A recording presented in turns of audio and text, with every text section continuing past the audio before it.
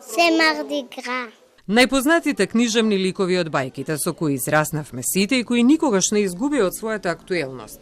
За вечната борба меѓу доброто и злото, бајки кои денес се инспирација за голем број филмски остварувања и нови толкувања се дел од карневалот Марди Гра, кој се одржува во француското интернационално училиште ЕФИС во Скопје. Децата со нетрпение го очекуваат овој карневал, креирајќи ги своите костими, мигови во кои вие сте дете, и барем за миг, како што велеше Оскар Вајлд, дека еден ден ќе бидете доволно возрасни за повторно да ги читате бајките. Јас сум маскирана во принцезата Бел од француската бајка Убавицата и ѕверот. И Бел многу сака да чита книги, многу е храбра, исто како мен. Јас сум маскирана во као пејачка. Одбрав да бидам маскирана во Заспаната убавица, бидејќи ова го купив од Дизниленд и немам друг костум.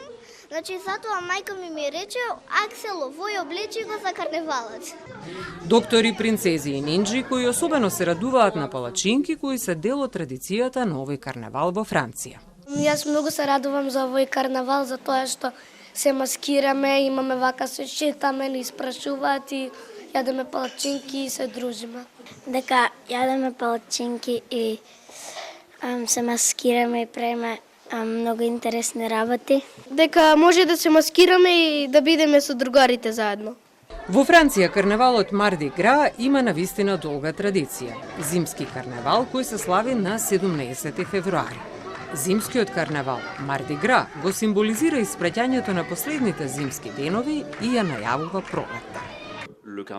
Во Франција карневалот има долга традиција, како на пример карневалот во Данкерка, во Ница и во Пусан, моето родно место, значи се јадат палачинки и се слави. Да, ние со славењето на Марди Гра, тој зимски карневал, нели, ги пренесуваме француските традиции, но ние како професори, професорска екипа од Франција исто така споделуваме македонски традиции.